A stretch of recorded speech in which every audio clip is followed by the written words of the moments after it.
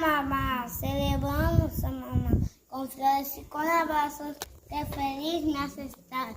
Eres mi sol radiante, mi amiga y mi día. En tus brazos me encuentro siempre mucha alegría. Te quiero con el alma, mi tesoro, mi razón. Feliz día de las madres, eres mi corazón. Mi mamá es mágica como un cuento de hadas. Tus sonrisas y sus abrazos, las penas son olvidadas. Cocinamos juntas galletas, hacemos manualidades. Contigo tus aventuras, celebramos amistades.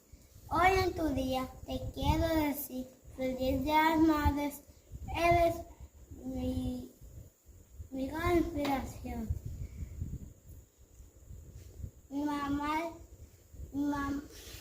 dice, oído, güey. ¿Lo puedes hacer otra vez?